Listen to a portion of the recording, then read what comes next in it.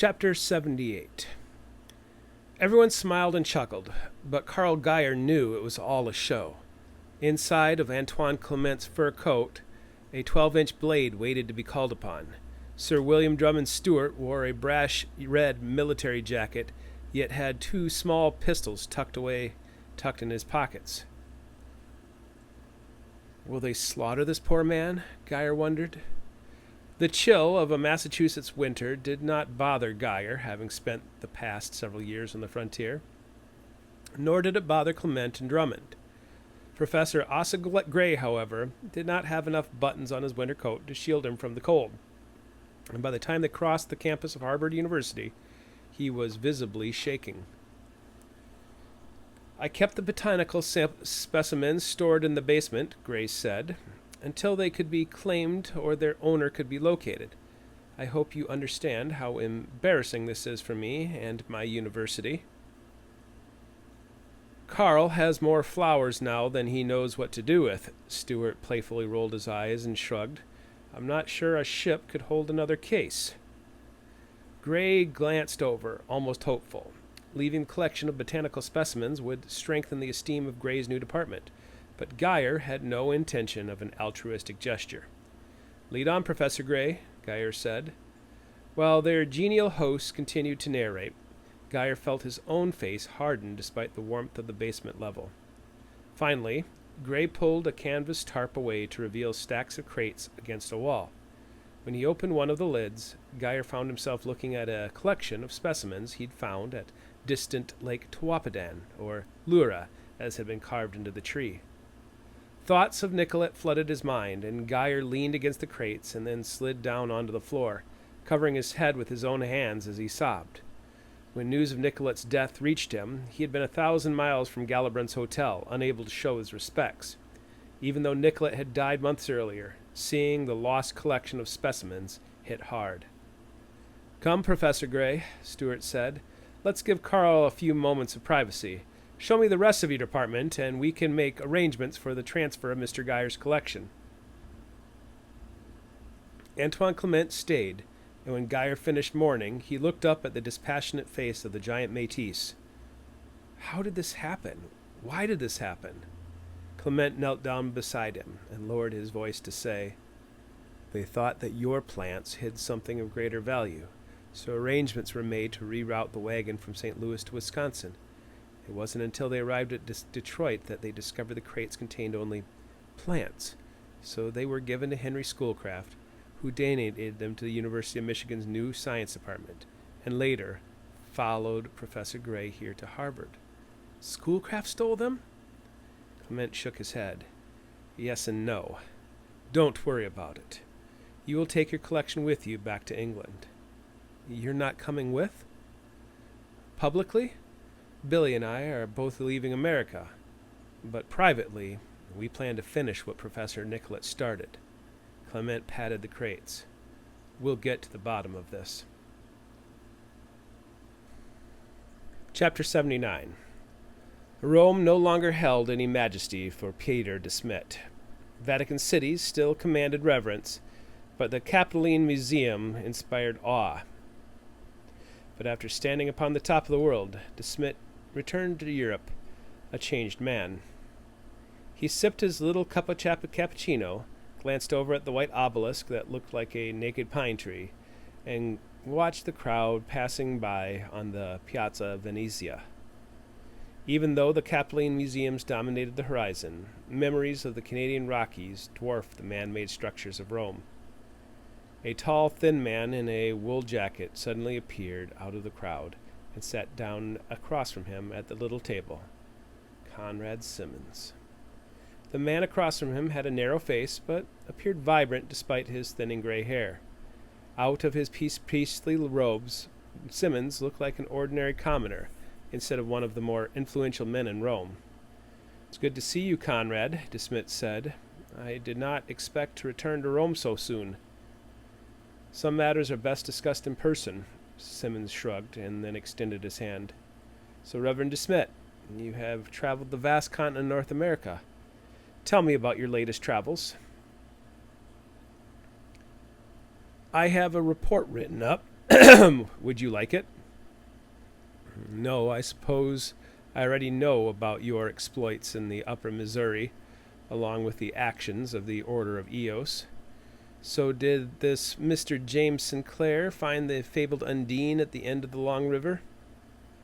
It startled DeSmet to hear Simmons talk so openly about the conspiracies he and Nicollet had investigated. He certainly found a continental divide, but beyond that, I did not find anything to conclude he went beyond guiding settlers to a new home. It was an itch that needed scratching, Simmons summarized. Your efforts will not go unnoticed. Thank you, DeSmet humbly reflected on 3 of the hardest years of his life. Perhaps you are not the man to answer this, but I made inquiries earlier about... Of course, Simmons cut him off. The church will certainly help fund any missionary efforts for the evangelizing of all Indian tribes you deem necessary. Yes, thank you, but... Simmons smiled. That is not the inquiry you're referencing? No, I wanted to know about the death of Joseph Nicollet. Simmons' mouth tightened, and the busy streets of Rome returned for a moment while DeSmet waited for a response. I read in the newspapers that Professor Nicollet's death is attributed to pneumonia and a lingering stomach ailment he acquired during his journeys in the West.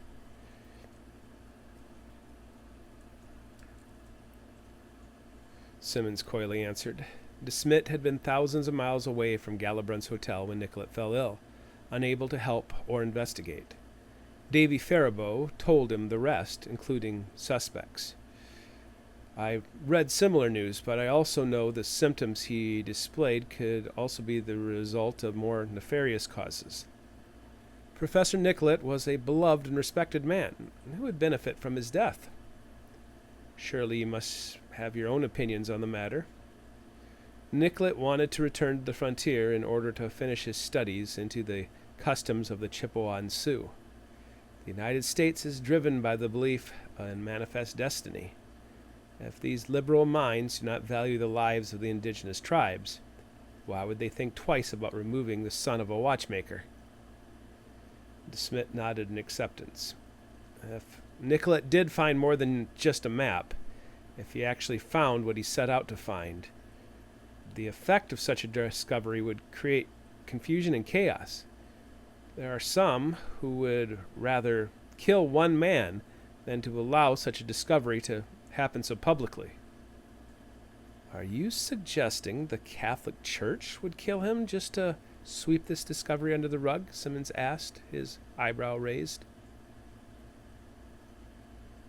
Did it? DeSmet asked bluntly, and watched the old man's steady reaction.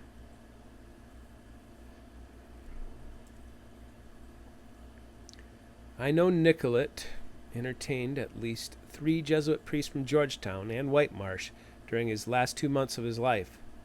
If he said the wrong thing to the wrong man, for being halfway across the continent, you have good information. Perhaps he did say the wrong thing to the wrong man, but neither the Catholic Church nor the periphery had anything to do with Nicollet's death. If anything, we went out of our way to protect him from himself. Have you seen copies of his infamous map? DeSmet nodded. The topographic masterpiece had gone to printers with hundreds of names written upon the once blank region now known as the Minnesota and Dakota Territories. Nicollet had not pulled any punches, blatantly relabeling 3 rivers as the Lahontan River, the Lasue River, and the Blue Earth River, along with putting a star at the location of the fabled Fort LaHoulier. Nicollet labeled a swath of land over 200 miles wide the Undine region. You tried to protect him, DeSmet asked. His enemies would have killed him before he left France. When we couldn't determine who hired the assassin, we sent another agent to bring him to safety. The map made sense. For being such a delicate little man, he certainly was made of steel. Nicollet refused, didn't he? He did, Simmons admitted. But it seems he had plans to return to the frontier. I wish I had answers, but I do not know what happened to Nicollet any more than I know what happened to Lady Drummond and her map. Nicollet deserves justice. I understand. But your involvement in these matters must come to an end. Build your missions. Convert the people of the plains. Do not trouble yourself any more with these theories. I will go to my grave trying to sort it out, Desmet admitted, but I will certainly return to the plains as a servant. A cappuccino was cold, but Desmet drank it just to calm the bile churning in his belly. Is there anything else, Father Desmet? Despite being retired, I have found ways to keep myself busy, and duty calls. Yes, there is one more thing. Desmet reached into the pockets of his black cassock, found the leather-bound journal, and set it on the table. I believe you will be quite interested in what Nicollet truly discovered on his journeys. Conrad Simmons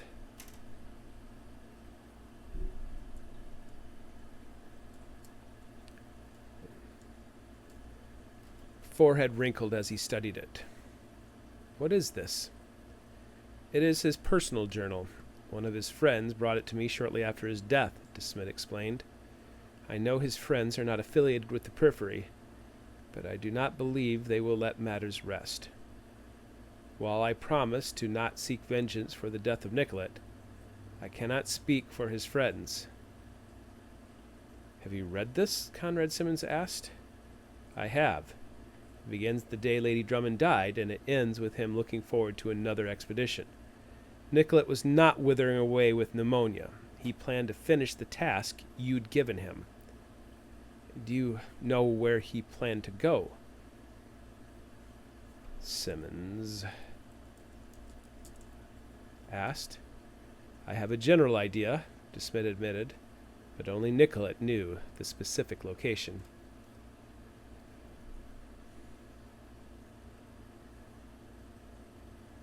Chapter 80.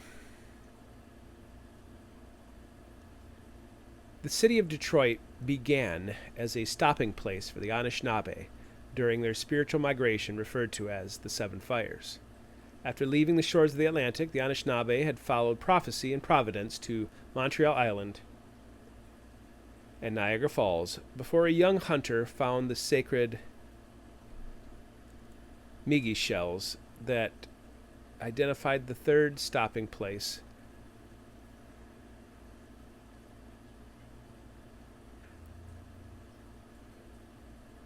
Wawiyagama, or Round Lake.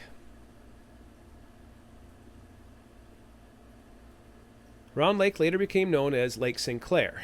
The village became known as Detroit, and the island became known as Bell Island. Fur traders understood the strategic location between the two Great Lakes, and civilization took root long after the Anishinaabe had reached Minnesota. Detroit had quadrupled its population between the time of Nicollet's arrival in America in 1831 and his death in 1843. Much of what Solomon Delhut saw out the window of the carriage had not existed when his estate on Bell Island had been built, but thanks to his investments in the iron ore mines in the Upper Peninsula, the city was on the verge of blossoming into something even greater. Solomon Delhut hated taking the ferry across the Detroit River and hoped one day to build a bridge across the river and into the Canadian city of Windsor. After the ferry docked, his carriage driver navigated the rig down the ramp, much to Solomon's relief. It was night, but not seeing the peril somehow made it easier. It was a short ride to his estate, a 2-story block stone structure built among the old oaks at the center of the island. For added security, he had constructed a flagstone wall around his 200-acre home. A well-lit house welcomed his carriage as it came up the lane. Despite all the lights, he couldn't see his family through the windows like he normally would, so he checked his watch. It was already 5 minutes past 8. As soon as the carriage stopped in front of his home, he burst from the carriage to his front door. No one greeted him. The scent of baked pork filled the air, leading him to the dining room, where the place settings were prepared and waiting. "Hello?" No one answered, so he continued to the kitchen. When he opened the swinging door, a pistol greeted him. "Please remain calm, sir. I don't want my friend to harm any of your family or household." Delhut looked over to see his wife Esther, his daughter Emily, and his 3-year-old son Pierre gagged and bound to the chairs at the table. Little Pierre let out whimpers that sounded like a pig being led to slaughter. The cook, the butler, and 2 maids were also gagged and bound. Behind them, a man with a hideous scar on his face held a machete and a pistol. A 3rd man stepped out from behind the door with a pistol leveled at his belly.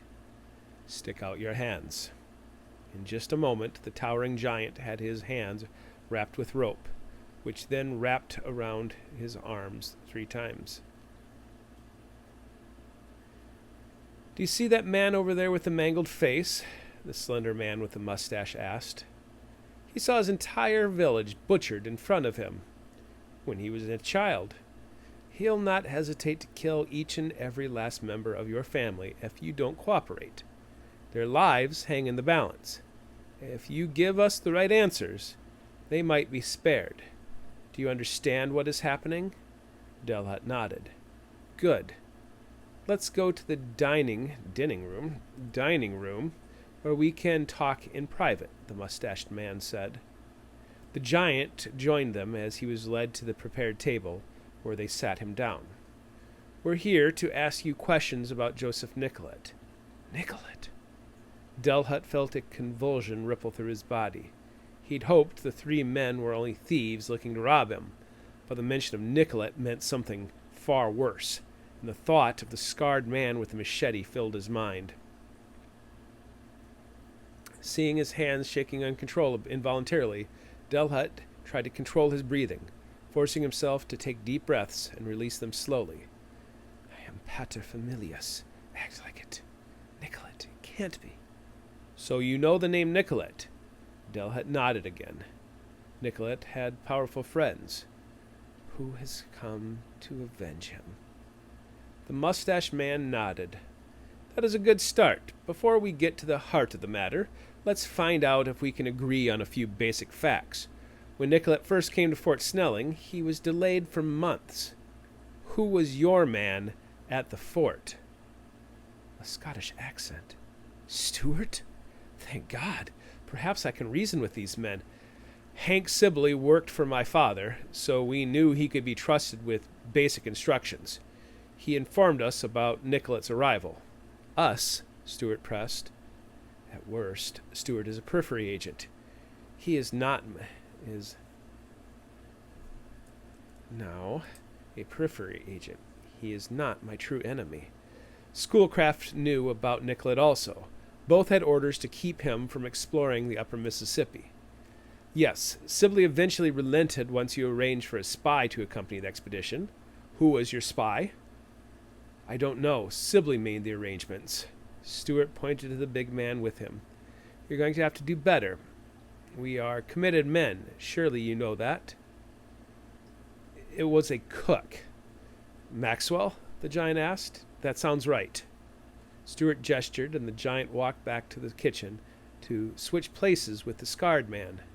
The scarred Indian returned alone and stood beside him. "Mr. Solomon just told me that the hired spy on the expedition was a cook by the name of Mo Maxwell," Stuart explained. The Indian's mouth tightened, and he shook his head. In a flash, a blade flew from its sheath and was leveled at Delhut's scalp. "When they took my scalp, it surprised me how hot the blade felt. The sound was actually the worst part, as it sawed off the flesh. Then the hot blood blinded me from seeing any more." With a handful of hair, the crazed Indian tilted his head back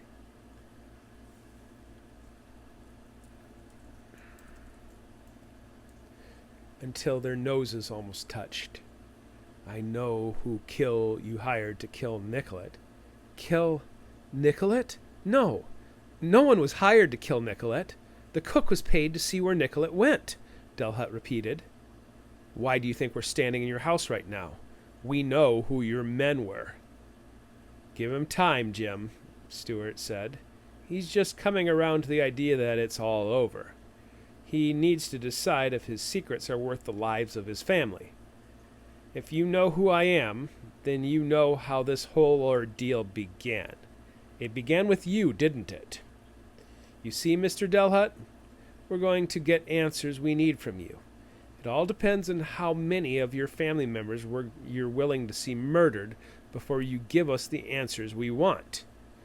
Should we start with the servants or your family members? Do you have any idea who I am? Delhut snapped. Of course.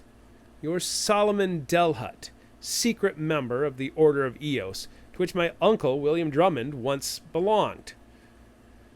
Also, after being denied membership to the Order, I learned more about it and its origins than most of its members probably know.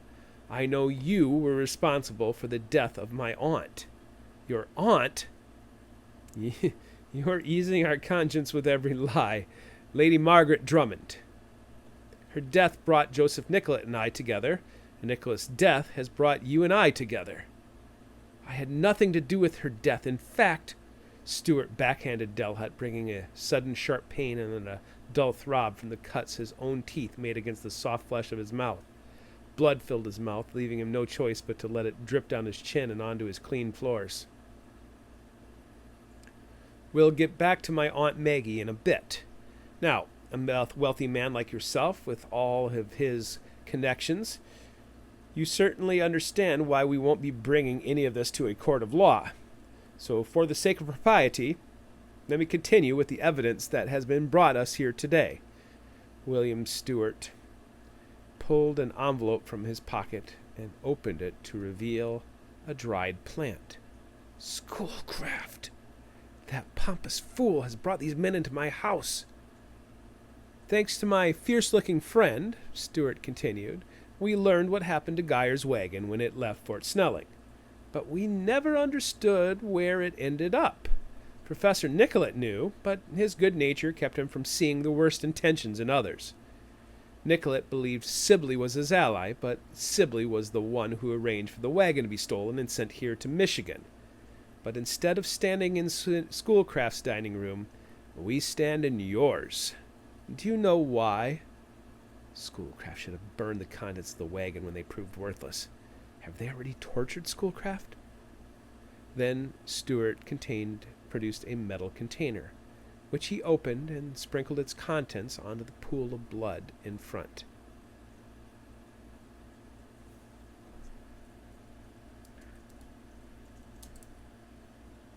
Blue earth, copper vitriol. Stewart knows about the Philosopher's Stone. So, are we going to get a confession? Stewart asked. I didn't do anything to Joseph Nicollet, I swear. You have to believe me. Tell him how we traced the crime here, Stewart said to the man with the facial scars. The chemist, the brute said.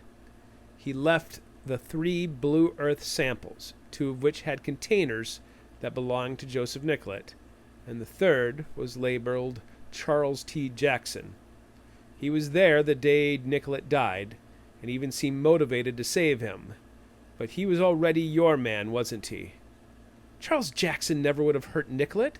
He was a doctor, for Christ's sake. He was your man, wasn't he? Charles is simply an old friend. We went to Harvard together.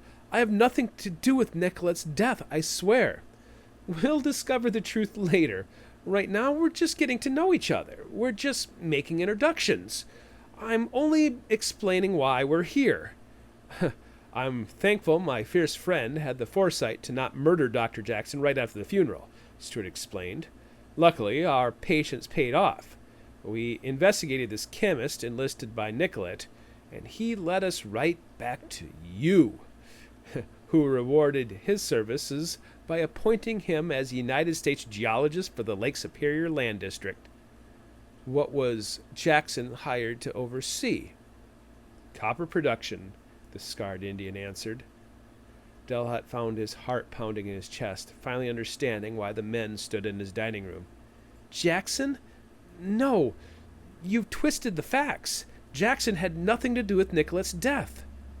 You're saying it was a coincidence he happened to show up on the day Nicollet died, Stewart mocked. Why would I have Jackson kill Nicollet? Tell me." The two men didn't have an answer, which further terrified him. So Delhut continued, "Jackson doesn't know anything. I'd never trust that man with the knowledge of what I'm doing.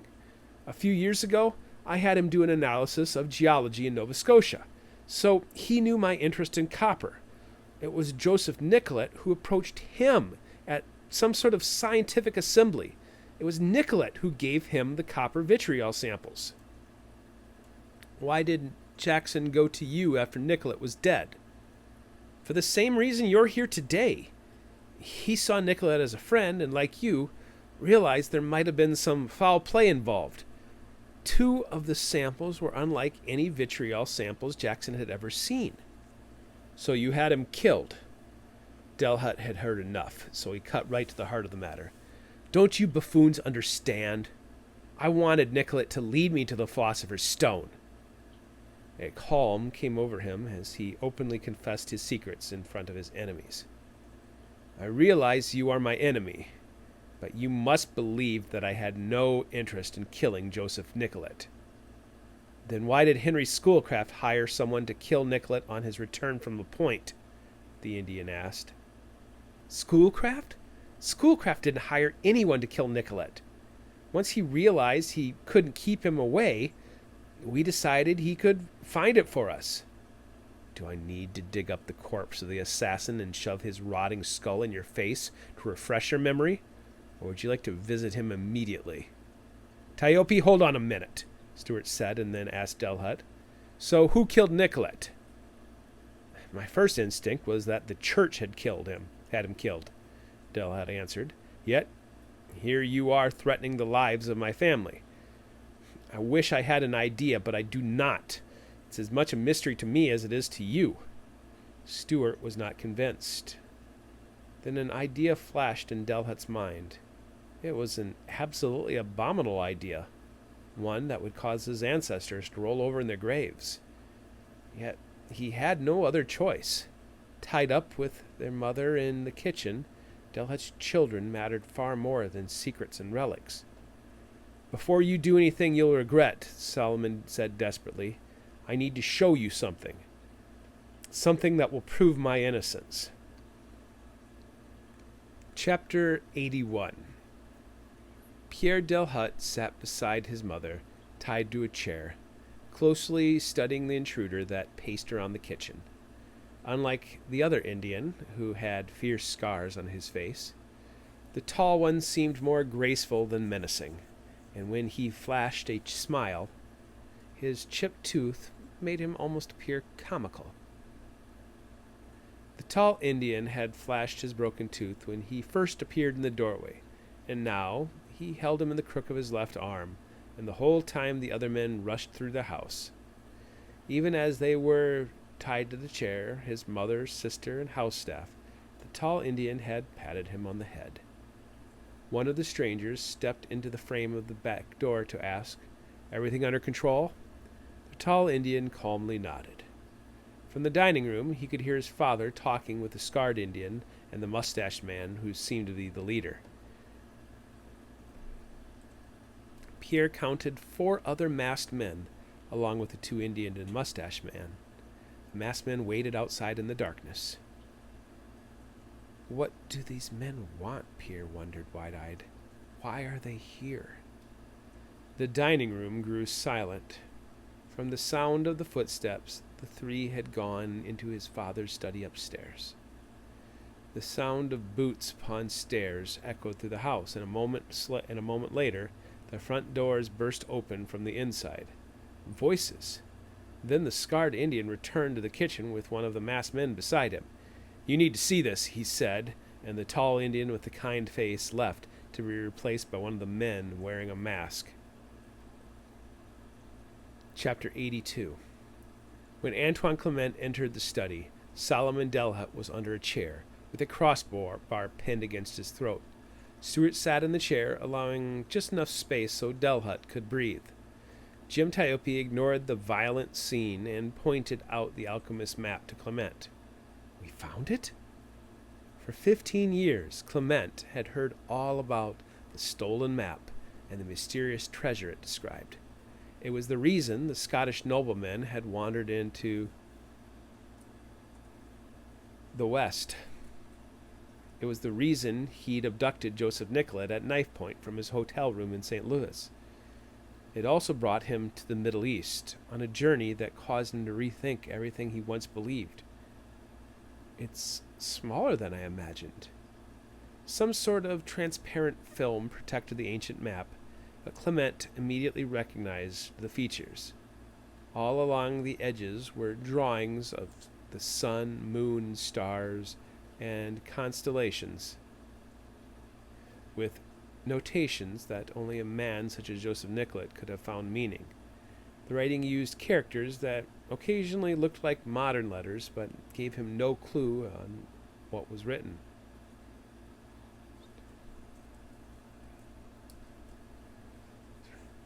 At the center of the map, Clement saw a series of rivers that all came together. Clement knew what would soon happen, so he acted. He walked over to Stuart, wrapped his arm around his neck, and pulled him off the chair and away from Delhut. For a moment, Stuart attempted to struggle, but with a powerful squeeze, Clement let his will be known. "Let go of me, you dumb brute," Stuart said. Clement obliged, but stood between Stuart and Delhut, who gathered his breath before gently moving the chair off him. He remained on the floor, glancing up at Tiope, who now stood closest. "Is that what I think it is?" Clement asked. Even though the evidence connecting Solomon Delhut to Nicollet was strong, Clement had felt it was reckless to shake down a prominent millionaire with powerful friends. Billy was right about him. Stuart's mouth tightened and he advanced, stopping at the edge of the table. "How does this exonerate you? If anything, it condemns you." Solomon Delhut touched his neck and then sat up, but did not threaten to move any further. "You are looking at the Aberon map. It's been in the possession of my family for countless generations." "Lies," Stuart said. "You could have stolen it yesterday for all I know." "Then look at the book I showed you. Find the passage I have marked. How could I have anticipated your arrival, Mr. Stuart? How can you explain the book?" Stuart picked up the book, holding it at arm's length like he would with a poisonous snake. And with each muttered phrase, his demeanor changed. He shook his head twice as if debating mentally with the old text, and when he finished, he seemed angrier than when he started. For a moment, Clement worried he was about to kill Delhut in cold blood. Delhut sensed it too, and just sat wide-eyed as Stuart loomed over him. Then he threw the old text at him and walked back over to the map. "How does this prove your innocence?" Stuart asked. "We know you stole Carl Geyer's wagon, and we know your man visited him the day he died, the day he was poisoned." Clement watched Delhut studying each of them. "This man is too dangerous to let live. We murdered him the moment we stepped foot in his house." Delhut remained steady. "I confess that I've been seeking answers about the Philosopher's Stone, and my meddling involved your aunt and cousin, as well as dear Professor Nicollet. The man responsible for their deaths is also responsible for the death of my cousin, Gerard Berenger. I fear this man even more than I fear the three of you, for his presence endangers my entire family, and even those who are not yet born." "Who is he?" Stuart asked. "I do not know, but he has been hunting for me, that is clear, and my desire to acquire the Drummond map has cost me everything. To understand his motivations, you'll have to ask him yourself. If you find him for me, then this intrusion and this assault will be forgiven," Delhut said. At this, Stuart bristled, and from his jacket he smoothly pulled out a pistol, aimed it at the face of Delhut, and cocked the hammer. Chapter 83.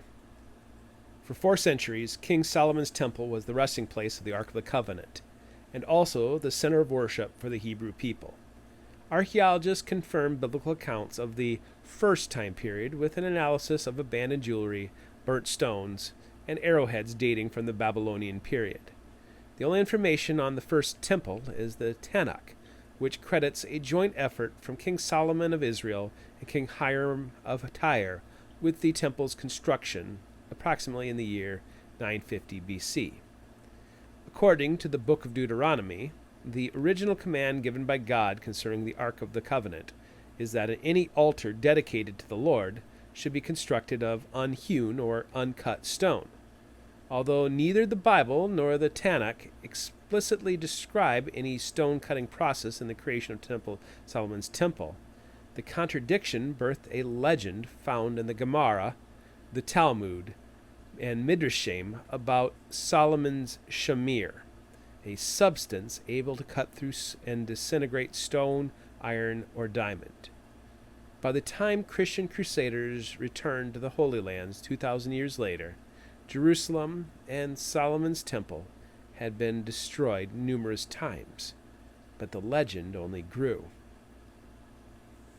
William Drummond Stewart now knew most of the legends about King Solomon and the Templar Knights, but his mind swam as he read about the existence of the Abaran map. For centuries, his family had possessed the alchemist map, an ancient document believed to show the location of the resting place of the legendary philosopher's stone. Having gazed upon the map, Joseph Nicollet followed men like Pierre Charles Lesueur and Baron Lahontan on a quest for mystical waters where the earth bled blue. Yet the whole time, the Delhut family had a twin copy. Nicollet came to investigate a legend, didn't he? Delhut asked, ignoring the pistol. Granted, he also came for scientific purposes, but that was all pretense, wasn't it? When he was in France, he saw something he never should have seen, a map. According to an eccentric Palestinian sage they'd met while on their recent journey, King Solomon organized an expedition of Phoenician sailors, led by a Hebrew named Abaran, who followed Solomon's star map in search of an ancient treasure, only to vanish on the far side of the earth. When I learned your family possessed one of the ancient Phoenician star maps, Delhut continued, I offered to buy the map from your aunt. My family has obsessed over the Philosopher's Stone and the Grail lore for generations, so when I learned Lady Drummond meant to sell her most prized family heirloom, I swept in to buy it from her. Except someone killed her, Stewart finished. If you allow me to live, you can investigate everything I say. Yes, I bear the sins of my fathers. Yes, I belong to the Order of Eos. But I never murdered an old woman, and I never did any harm to Joseph Nicollet. Why would I kill Lady Drummond to acquire what I already possess? The map is proof that I had no reason to harm Lady Drummond, and all the reason in the world to keep Nicollet alive. Stewart looked down at the Abaran map, trying to make sense of it all. How is this second map proof you meant Nicollet no ill will? If you had this map, you obviously would see him as a threat to what you desire. My ancestors immigrated to America from Saint-Germain-le-Val in 1674. We spent the better part of 2 centuries looking for the damned Philosopher's Stone. Honestly, I'd given up all hope that such a thing exists, until Nicollet began poking his nose around. Was he a threat? Of course not. He was a savior. I prayed he would find it. If you were the buyer, who killed Lady Stewart? Lady Drummond, Stewart asked. Okay. In this matter, we are allies. My cousin, Gerard Berenger, owned an imported liquor store on Rue de Portier. He was murdered during the July Revolution, but I suspect the same person who killed him killed Drummond, and most likely recently killed Nicollet. Stewart looked down at the map of the Undine, seemingly drawn by the same artist that made the Almeric map. Covered with symbols from alchemy, history, and lore, its centerpiece was the place where rivers flowed in all directions, and the earth bled blue. "What is this?" Stuart asked. "Who made it?" "I can trace my lineage back to the Vikings of old. Before the kings of France and England intruded into our affairs, my kin sailed seas and rivers all the way to old Babylon, where they learned about the legendary Star of the West. 500 years before Columbus discovered America, my ancestors knew the truth. We were only returning." "Why are there two maps?" Stuart asked, looking for the confirmation of his theories. "The alchemist map was made to guide men to the lost treasure. The Abaran map was made by the men who failed to obtain it, but they nevertheless described a lost continent beyond the edge of the known world. When I failed to acquire the alchemist map, I did everything in my power to spy on the man who'd seen it, Joseph Nicollet. So yes, I hired men to watch his every move, and yes, I paid men to intercept the wagon. Don't you understand, Lord Stuart? Our families are allies in the quest for the Philosopher's Stone. I want it to be found." Stuart released the hammer and lowered the pistol. "Take the map," Delhut added. "Let it be a pledge between our two families." "What kind of pledge?" "If you let me live, it would be my pleasure to root out Nicollet's killer and deliver him to you. Nicollet's blood is on my hands. If it hadn't been for my meddling, the alchemist map would still be in your possession. This map is worthless now." "Why is it worthless?" Stuart asked. "If Joseph Nicollet could not find the Philosopher's Stone, then who can?" Delhut asked honestly. "Perhaps he did find it, but wanted to keep it from men like you." Chapter 84, Charleston, 1850. The Patrons Medal and Founders Medal are two prestigious awards given out by the Royal Geographic Society for the promotion and encouragement of geographical science and discovery. The awards originated from King William IV of Great Britain in the form of an annual gift of 50 guineas. In 1850, David Livingstone received the Founders Medal for his journey to the Great Lake of Ngami in Africa. The other award was granted to Senator John C. Fremont for his important geographical labors in the far west of the American continent. While all of Charleston celebrated the man they once called a bastard, Fremont still mourned the loss of his mentor.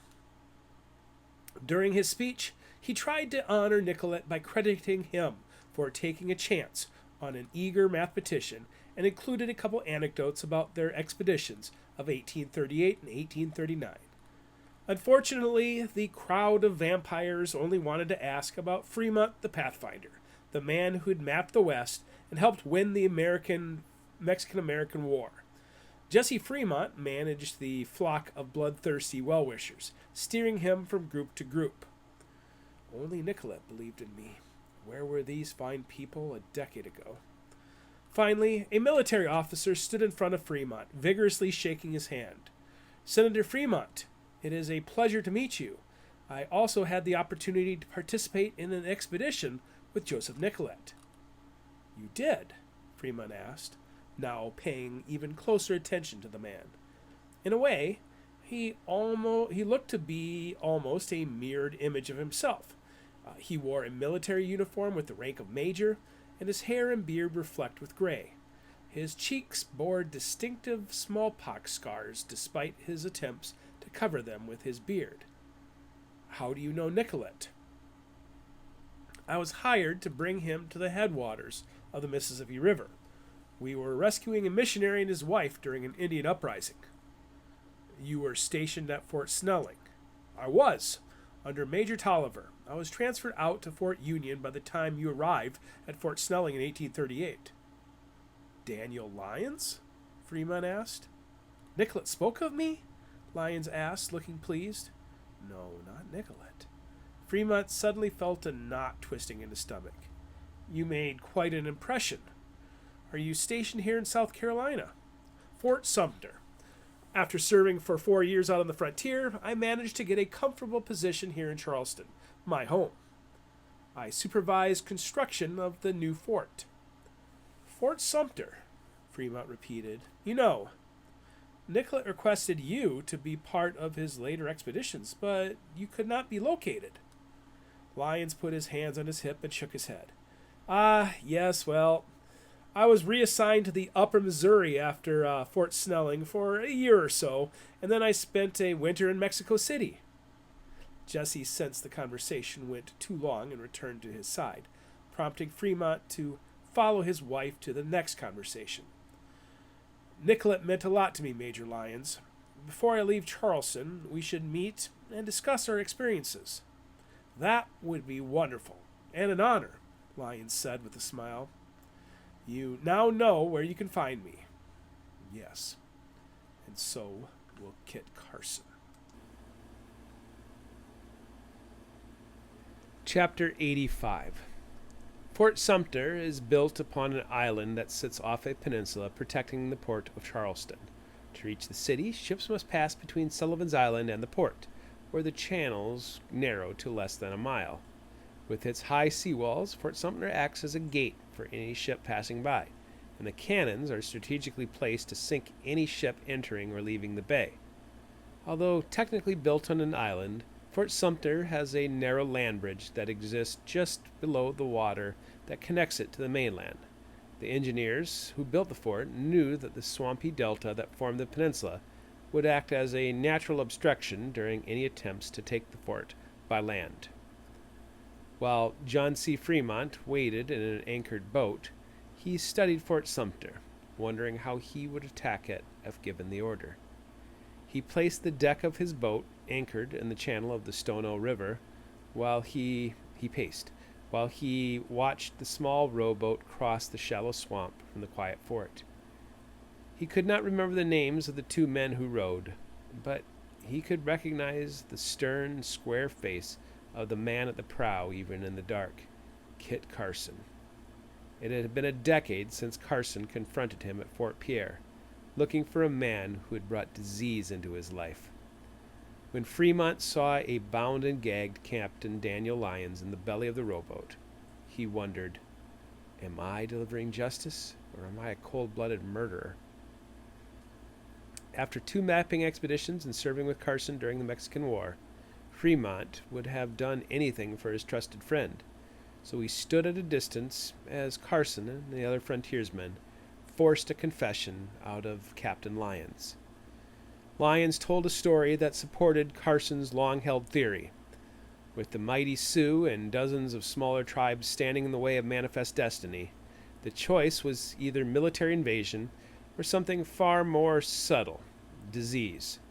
Having survived the smallpox in his youth, Lyons was chosen by puppet masters to deliver infected blankets as trade goods for a dozen local posts on the upper Missouri, resulting in an epidemic that killed far more than any military operation could have done. Having now served in war, Fremont listened as Lyons all but confessed to the murder of Carson's precious bride. Sweetgrass. Then the confession took an unexpected turn, and Fremont rushed over to Lyons, pushing one of the thugs out of the way. What did you just say? Repeat it. I don't know the man's name, Lyons said. None of it could be official orders. None of it could be traced up the chain of command. The man who gave you the orders. What did you just say about him? Lyons looked up, bewildered by the face of the celebrity who held him by the neck. The Russian? I told you, I never knew his name. That was the whole point. He was just an intermediary, a go-between. The bloodlust in Carson's eyes turned to bewilderment as the knife in Fremont's hand tumbled to the floor, and he found himself clinging to the wall in order to keep himself from falling over. What is it? Carson asked. It all suddenly made sense, however horrific. Still facing the wall, Fremont asked, Did he have any physical defects? Yes, Lyons answered, almost hopeful his life would be spared. The Russian had only 3 fingers on one of his hands. At this, Fremont burst from the torture chamber, staggering wildly until he found himself outside, under the South Carolina sky of his youth. In a nearby tree, a chuck-will's widow called for its feathery mate, unaware of the turmoil inside of the senator from California. Kit Carson's heavy breathing joined the cry of the nightjar bird for a few moments. "Who is this Russian?" "Krasden Krai is not Russian," Fremont clarified. "He is originally from Kuban, a wild territory along the Black Sea. I heard the story repeatedly as a young man, how bold Krasden snuck into the camp of an international expedition to steal a few horses for his village. When the expedition leader found out, he pressured the Khan of Kuban for their return, explaining that Jefferson, the Shah of America, would not be made the fool. With Tsar Alexander as an ally of the traveling American, the Khan quickly sifted through all the villages until the thief was found. The Khan of Kuban offered the head of young Krasden Krai to the powerful American, but in an act of power and mercy, 2 fingers were taken for the 2 horses. In an even more magnanimous act, Krasden Krai was then adopted and brought all the way back to America to serve the man who spared his life." "You know the Russian? You know his master?" Carson asked, dejected that his vengeance would not be complete by morning. "I know where the Russian lives," Fremont admitted, "and I know his master." Chapter 86. How much do I tell him about my life? Lord William Drummond Stewart wondered as he looked at his 20-year-old son George tending to the grove of trees.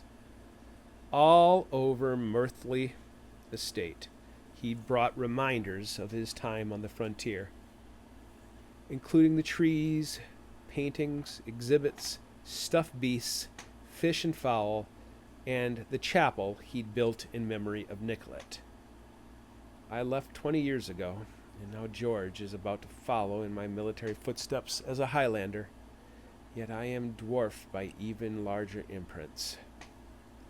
Stewart lived alone in the main castle with only his personal valet, Antoine Clement, to keep him company. George and Christina, the boy's mother,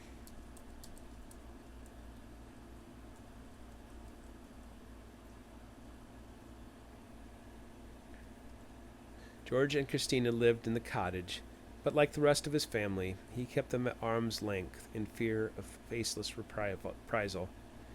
Antoine Clement brought in the daily mail, which included a package. Stewart immediately noted the sweet lavender perfume radiating from the box. Caswell, number 6. The package had been sent from Columbia, South Carolina. Stewart took the package to a table, and procuring a small hammer, he pried away at the wooden box until it came apart at the seams. Inside a layer of burlap and felt, he found packing straw, but instead of a broken perfume bottle, he found something far different. A gasp slipped from his lips, and, surrounded by comforts, he stepped back in shock. Stewart returned to the box a moment later and not only confirmed what he'd seen, but also found a note. Although the author of the note was not given, he understood who had sent it. "What is it?" Clement asked. Stewart chose his words carefully. "Justice." The perfume scent had saturated the straw in order to cover the subtle scent of decay. Stewart lifted the severed hand and held it up to study it closely. The hand had 2 missing fingers, severed and healed long before the hand had been taken and placed in the box. The other strange feature was that the palm of the hand was filled with blue copper vitriol. found the killer. But how? Clement understood and nodded. A final trip to America to finish it all. Chapter 87. When he closed his eyes, Joel Poncet could not see the ensemble of slave children led by the talented soloist singing We Three Kings of Orient to the collection of friends gathered in his home. When he closed his eyes, he saw Joseph Nicollet. With Christmas approaching, his wife wanted to rehearse the public program they would provide to friends and family. Star of wonders, star of night, star with royal beauty bright, westward leading, still proceeding. Poncet opened his eyes, unable to avoid his guilt. His wife Mary held his hand as if to restrain his unexpected emotional response. Mary and the small crowd of household staff applauded. "So lovely," Mary whispered. "So beautiful." "Yes, quite lovely," Poncet said, and slipped his hand from her grip. "You must excuse me." He rose from his cushioned chair and quickly exited the room before the next song began. He heard his plantation manager introducing the tune by the time he reached the back door. As soon as he breathed the cool December air, he began to cough violently. His hand reached for a fresh napkin in his pocket to hold over his mouth. His left hand held on to the doorframe until the coughing ceased. Instead of going back to the concert, Poncet walked into the darkness toward the glass cathedral that held his botanical collection from all over the world. The little flames that kept the ambient temperature stable during the night illuminated the massive greenhouse, even though the condensation of the glass panes diffused the details within. Stepping inside, Poncet took another deep breath, and his agitated lungs calmed a little. The humidity from the moist earth soothed his ailments. The hundreds of plants collected on the 3 tiers of platforms restored his purpose. He opened the shields on a few of the lamps to bring more light to his sanctuary. His prized Flor de Noche Buena had burst into red blooms, and on the morrow would be delivered to churches throughout South Carolina. Most would be dead by January. Even if his meticulous work would go unappreciated, he knew how something wild and ungainly in nature had been shaped and controlled into something beautiful. The air moved. "Hello," Poncet called out, knowing there were doors on each end of the long rectangular building. He looked up and down the long row of foliage, but no one came to find him. It was then he noticed a fully open lamp near the central dome. Someone had been in his greenhouse. With 2 long wings extending 40 yards on either side, the central dome reached 50 feet in height, allowing several large tropical trees to grow within. On one of the propagation tables, a burning lamp illuminated a small green chest. Poncet glanced back down the row of poinsettias before advancing into the dome for a closer look. His fingers shook as he reached out for the box. It was unlocked. Opening it, he found the journal of Father Jean Nicollet. When Poncet heard footsteps, he didn't even turn, choosing instead to sit down at the table beside the box, suspecting who had left it there. At least the Grim Reaper will have a familiar face.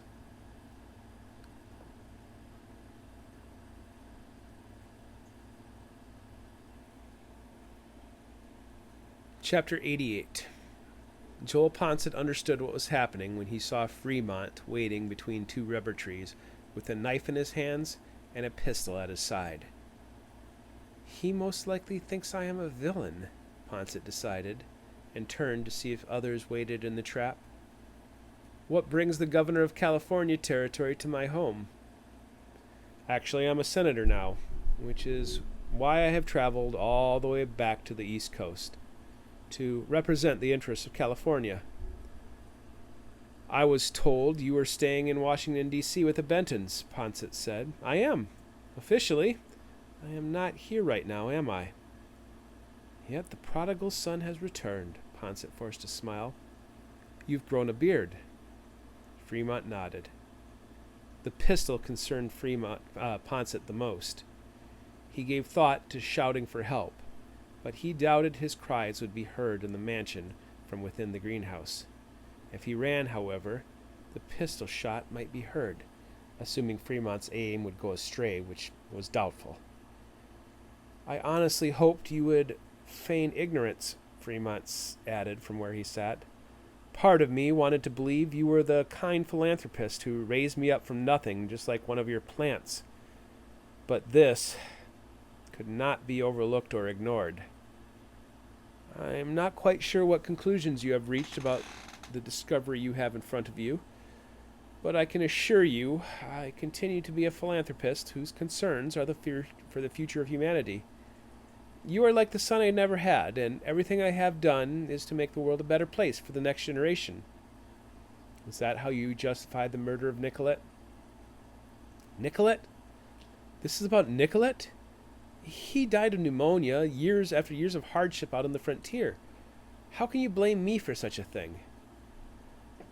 For the past few years, Poncet had practiced this argument in anticipation of an accusation that never came.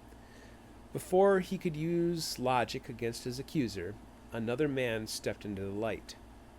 Wearing a feathered Tyrolean hat, the second man also armed himself for confrontation, cutting off any attempt by Poncet to run. The high cheekbone of the man melted into a ripple of scarred flesh on the right side of his face, and Poncet had to steady himself to keep his knees and bladder from giving way. This is Jim Tyope, Fremont explained with a smirk. I asked him to join me here tonight. He is part of the Sioux tribe from Kaposia. Before he kills you, I wanted you to finally meet your enemy face to face like a man, rather than fighting him with pen and paper like you've done these past few decades. I think you've reached the wrong conclusion. My efforts were not to civilize the savage, were to civilize the savage, not to. Poncet flinched when Tyope threw something at his feet. At first, he thought the small object to be a pelt of some small animal. Then he realized it was a scalp. What is this? A witness, Tyope said. Fremont explained. When Nicollet died, I was far off in the Rockies, but Tyope immediately suspected foul play. While his path took him on a wild goose chase, vengeance brought us all back together. Krasden. Poncet recognized the scalp of dark hair. Fremont continued. It was only by chance that I met Kit Carson out on the prairie, and mere luck that Captain Lyons introduced himself to me during a visit to Charleston. But no foul deed goes unpunished. The thin metal stand failed to support Poncet's weight this time, and he crashed to the floor as potted plants broke around him. His eyes went to the shard of pot, but Tyope's toe kicked it away before kicking him in the direction of Fremont. Show some dignity, Ambassador Poncet, Fremont said. Sit with me at the table and die like a man. During the Mexican War, I was forced to execute men who cried like women when they knew their time had come. For the friendship I once shared with you, I offer you a little more dignity. Poncet reached out and snatched up the scalp of Krasden Cry, and then stood up and joined Fremont at the table. Cry was born a savage, much like your Indian friend, and the Khans wanted to kill him as a sign of friendship. But I refused. To show my resolve, I cut off 2 of Krasden's fingers in front of the Khans, but then made it my personal journey to turn the savage into a gentleman. By the time you met him, Johnny, I had already transformed him into a gentleman. And a killer, Fremont said, producing a small object in his hand. This is the same poison Krasden used on Nicollet, which produced a fatal illness very similar to pneumonia. Cry told me everything I wanted to know, all while begging for death. You see, Kit Carson is no gentleman, and he wanted answers for why his beautiful wife died such a horrible death of smallpox.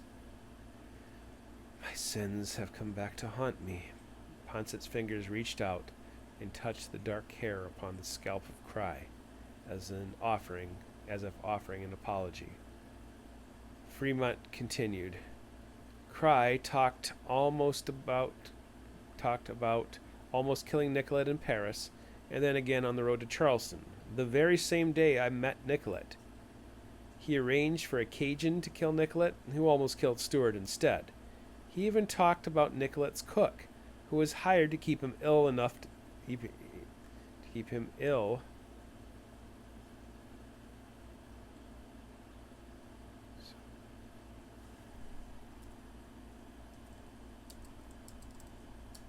So as not to travel. You see, Joel, I needed confirmation of your guilt before I returned here. Ponset looked over at Tiope and then back to Fremont. Please don't let him mutilate my body. What do you want, a confession? I don't think I need a confession. I heard enough from the mouth of Krasden. Through Hank Sibley, he found 2 thugs to hire, Colton and Lyons. Then he also made a final confession, how you decided to kill Nicollet before he could publish a book on Indians. In exchange for some information, I'm going to allow you the choice of dying in your bed with the widow Pringle at your side, instead of having your scalp sawed off your head by my friend. Ponset looked down to see his hands trembling and tried to compose himself, but his heart and lungs refused to obey. Honestly, I admire Joseph Nicollet. We were professional friends, and I didn't want anything to happen to him, but he was so relentless. He certainly was. Wasn't he? All I want from you, Joel, is to understand why you had him killed.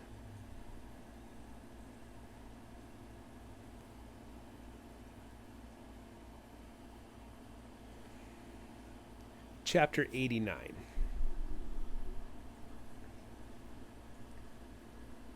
Antoine Clement snuck into the dark library and by candlelight began to investigate while Christmas songs played in the distant dining room.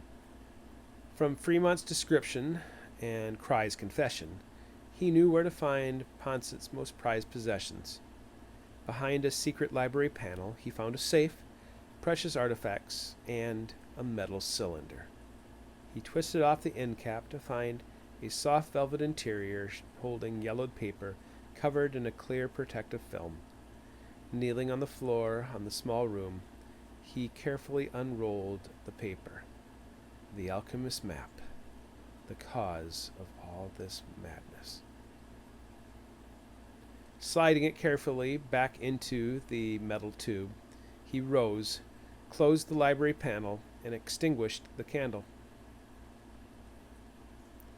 Despite his size, his feet were still soft, and he slipped out of the mansion by the time the slave boys had finished singing "O Come All Ye Faithful" to Mrs. Ponset and the gathered staff.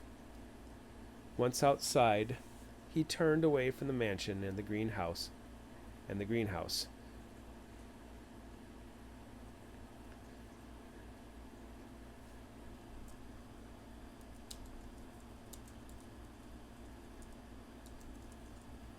And jogged over to the stable, where 3 men waited in the shadows. He saw the metallic glint of pistols in their hands, but walked right up to the man with the hairless lip. "I believe this belongs to you," Clement said, handing it to Stewart, who not only wore a disguise, but had also shaved his unique mustache for the sake of the mission. The hired thugs had come across the Atlantic from Scotland, and were only a security measure in case things went wrong. "Did you look inside?" Stewart asked. "I did." "Have the others returned yet?" "No." "They are in the greenhouse."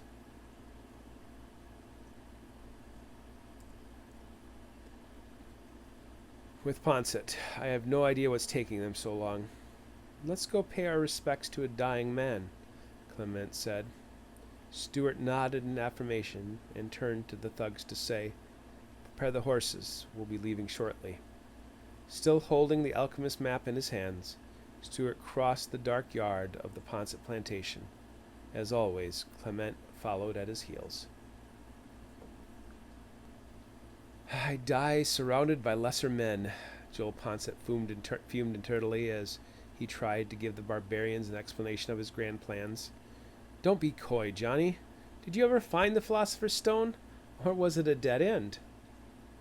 I never expected you to be a man who would chase after legends and lore. Is that why you had him killed? Nicollet claimed to be a scientist, but he was the fanatic chasing after phantoms. I could have tolerated the ravings of a lunatic. To most, talk of the Undine or the Philosopher's Stone is as ridiculous as the notion of bats living on the moon. I am a defender of humanity, and if Nicollet had unearthed God or Satan, it would have only strengthened my resolve to defend humanity against the yoke of the great oppressor. Great oppressor? Fremont questioned. Do you even know what I've done? I'm shaping an America free from the yoke of superstition.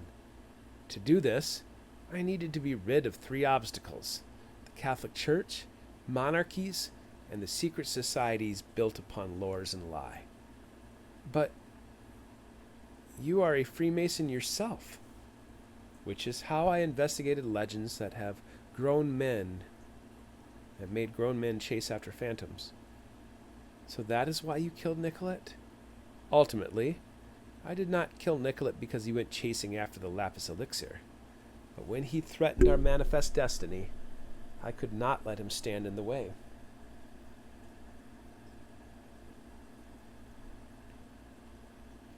This silenced Fremont for a few moments. So you killed him because he was planning to write a book about the Chippewa and Sioux. Disappointed? Poncet said. You've always loved romanticized tales of good and evil. Nicollet's popularity grew daily, and the more disciples this pseudo-scientist gained, the more dangerous his words and thoughts became. The America of my dreams is a place free of ancient beliefs and mysticism.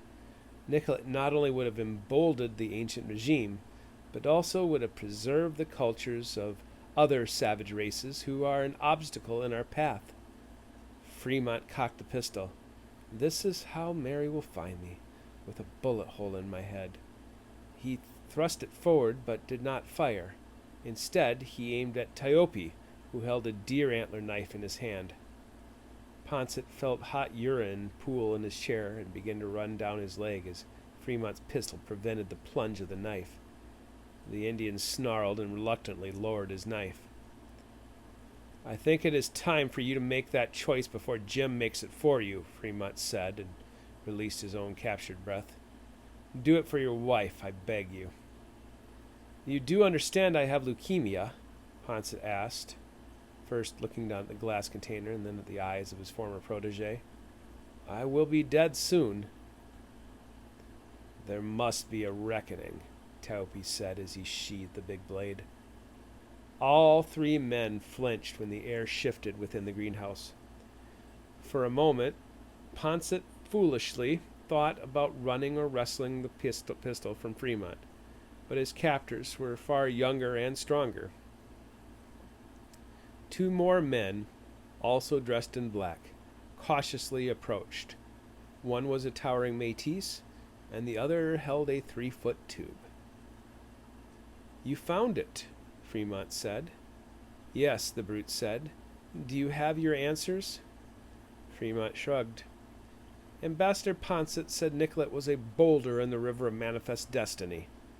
Where was it? Antoine found it right where Cry said it would be found, the thin man said, and then boldly walked over to the table.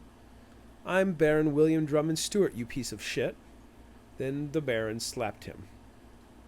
Ah, I must now atone for all my sins, including the death of Lady Drummond. Unxe, the scarred Indian said, causing Fremont to smirk. Lake full of shit, Fremont repeated. Long after you are dead, Ambassador Poncet, Nicollet will still have the last laugh with this map.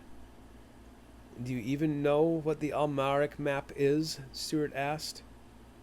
Just another stone in the river, Poncet said. I should have destroyed it when Krasden brought it to me, but I had too much appreciation for the irony of it. Irony? Fremont mocked bitterly. How so? It brought the death of two of the greatest men I've known in my life. Is that irony? The irony is that it was all a wild goose chase. Nicollet didn't find anything. George Fanshawe didn't find anything. Henry Schoolcraft didn't find anything. The Jesuits didn't find anything. Pierre Charles Le Sueur didn't find anything. Baron Lahontan didn't find anything. Do you know why no one has found anything? Because the Almaric map and the Philosopher's Stone are childish superstitions. There is no place for men like Nicollet in the modern world. If you don't believe any of the legends, why did you have an old woman murdered? Stuart asked. Don't forget, today you'll pay for more than just the death of Nicollet. You'll pay for the tens of thousands who died from smallpox on the prairie, and you'll pay for the death of my aunt and cousin. Death has come for you. What do you say for yourself? I had two choices, Poncet said. I either had to prove it was all a lie, or to keep lunatics from ever finding their great work. I joined the Freemasons, hoping to find a brotherhood beyond the superstitions of the Church, but even in their ranks, ritual and superstition clouds their judgment. America has a chance to be the light of reason for the rest of the world, but not in the shadow of superstition. I tried to welcome the savages of the New World, but they are as stubborn in their beliefs as Christians and Freemasons. Sometimes, when propagating new plants, you must cut away the old growth so new growth can appear. I've heard enough. So have I, the scarred Indian said. Even Fremont nodded. This is the end. Fremont reached out his shaking hand and grasped the poison with his fingers. You might kill me, but you will not stop the world I've planted from coming to fruition. Poncet lifted the glass vial. Shall we make a toast? Fremont nodded slowly. To Nicollet. To Nicollet, Poncet repeated and drank down the cold liquid. And to manifest destiny.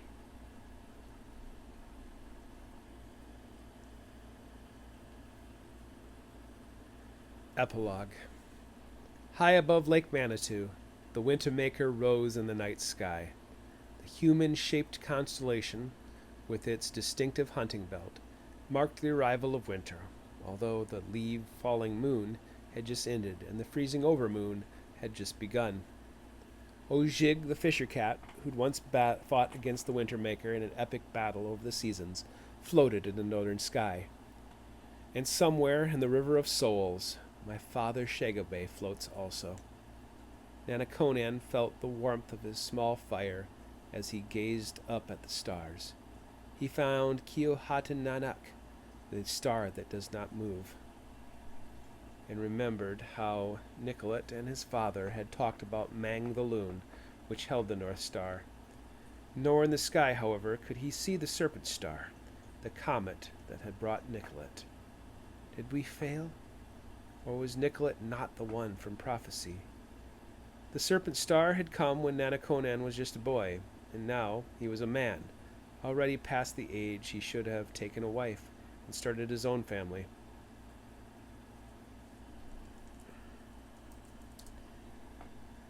According to his father and Nicollet, the Serpent Star arrived once a generation, which meant he had to prepare himself to pass his stories and knowledge to the next generation. Long before Chief Bad Earth and the pillagers had abducted his father and Nicollet on the Blue Knife, the lake was known for being cursed, which allowed Nanaconan to live alone in physical beauty and spiritual darkness. I will build a home along this bluff and find a wife at Leech Lake next spring, he decided, and stood from the fire to retire to his flimsy shelter of birch bark and deer hide. But something caused him to pause. Staring out over the lake, he spotted the slightest motion off in the distance, where the wild rice fields skirted the outlet leading to Crow Wing River. In the darkness, a single canoe crossed Lake Manitou. Nanaconan ran his shelter to arm himself. By the time he returned, the men were halfway across the width of the lake, angling directly toward his bluff overlooking the Blue Knife River. He took out one of the arrows from his quiver, quickly tore off a piece of his sleeve, and wrapped it around the tip of the arrow, which he set upon the dying coals of the fire. When it lit, he notched it and fired it in the distant lake. The paddler stopped, seeing both the streak of fire and the sound of the arrow striking the cold water. Nanaconan steadied himself behind a tree, his rifle now at his shoulder as he leaned against the tree for support.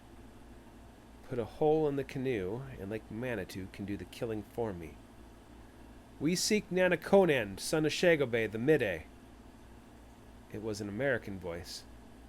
Shagobay is dead, and his son has fled into Canada. Who are you? There were 3 figures in the canoe, enough to overwhelm him if he did not deal with them properly. We are friends of Nicollet, the American voice answered. If you are truly friends of Nicollet, then you will understand why I would rather shoot you than trust the voice of a stranger. I am Tyope, a deeper, gruff voice answered. The name was enough, but he remained cautious. Who are the others with you? The American answered. I am David Faribault, the son of Jean-Baptiste Faribault, friend of the Eastern Dakota. And the other? Nanaconan asked. I am Ironwalker, Manza Ostegmani, son of Chief Sleepy Eyes of the Sisseton. May we proceed, Faribault called out. Know that I hold your lives at the end of my rifle. You may proceed to the mouth of the Blue Knife River, but stay in your canoe until I give you word. 15 years had passed since Nanaconan stood at the prow of the canoe to lead Nicollet and the rest of his expedition into the sacred waters of Lake Manitou. But only Nicollet had traveled across the lake to the Blue Knife River. Nanaconan picked up his weapons and in the dim starlight followed the trail that led to the wide mouth of the river. He stopped before stepping into the open, picking a thick walnut tree as protection. The canoe approached cautiously and upon hitting a shallow sandbar waited. Why do you seek the son of a heretic and traitor? Shagobay knew the truth about Nicollet and trusted him with secrets. Nicollet died protecting the secrets told by Shagobay, and now we have come to offer ourselves to protect these same secrets. How do they know? Nicollet is dead, Tyope said, killed by men who seek your water drum. Mighty Chief Wahanaton is dead of old age, Ironwalker said, and his son Wanetta was killed by cowards because of his blindness. When my father Sleepy Eyes dies, we will be the last of the guardians of the frontier. What would the Sioux know of the water drum? Nanaconan asked bitterly. The fate of all nations are tied to the water drum, Faribault said. My mother, a Dakota, knew it as the white egg, which will be used to fight the one known as No Soul. My French father called it the Philosopher's Stone. Nicollet came to these lands seeking the truth about the legends, and died because of it. If you have become its caretaker, we have come to give you our aid and assistance. This wampum belt, given to Nicollet, is proof of our intentions. Let us show you our faces so that we might speak plainly. Upon their faces, caked blue earth showed their connection to Nicollet, and Nanaconan invited them to sit at his fire to learn more. Tyope told him of what happened to Nicollet after their paths diverged at the Blue Knife, including the harrowing tale of murder on the trip to Madeline Island. Next, Ironwalker told him about Nicollet's trip to Lake Chetek and the Pipestone Quarry on the advice of the mystical shaman Nicollet, met in St. Louis. Finally, Faribault told him about Nicollet's journey to the Haunted Valley, where they found remnants of the same blue vitriol Nicollet had collected along the Blue Knife. Nicollet returned to Washington to try to protect both our nations, but not even a great man like Nicollet can stop the inevitable. When Nicollet did not return as he promised, I feared the worst, Nanaconan said. My father thought that the serpent star was a sign of the seventh fire. Was a sign.